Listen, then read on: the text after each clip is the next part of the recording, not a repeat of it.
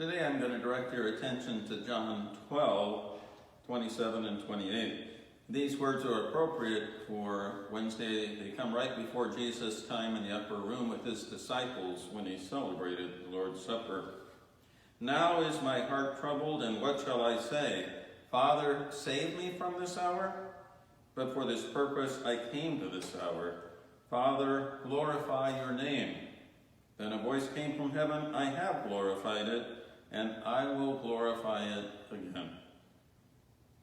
Have you ever thought how easy someone else's job looked, or how easy someone else's life looked? Those conclusions are usually based on what we see on the outside. Things might be different if we actually walked in their shoes.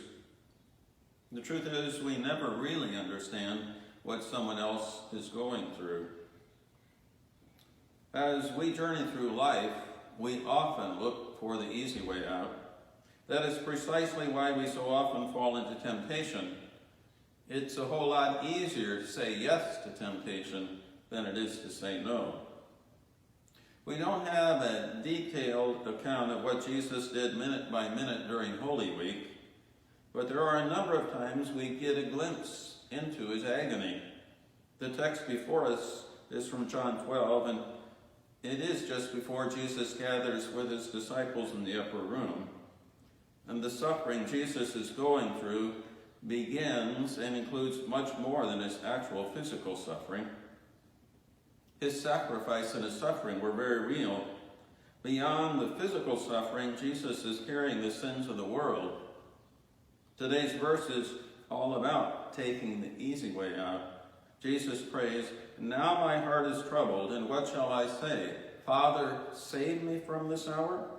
No, it was for this very reason I came to this hour. Father, glorify your name. It is similar to the prayer that Jesus echoed in the Garden of Gethsemane when he asked the Father to remove this cup from him, but then said, not my will, but thine be done. That tells us something about prayer. We don't pray to get God to do our will, but our prayer is that his will would be done in our lives. Thankfully, Jesus didn't take the easy way out.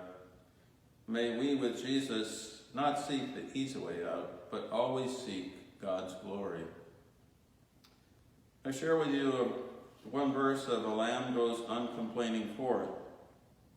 A lamb goes uncomplaining forth, the guilt of sinners bearing, and laden with the sins of earth, none else the burden bearing, goes patient on, grows weak and faint, to slaughter led without complaint, that spotless life to offer.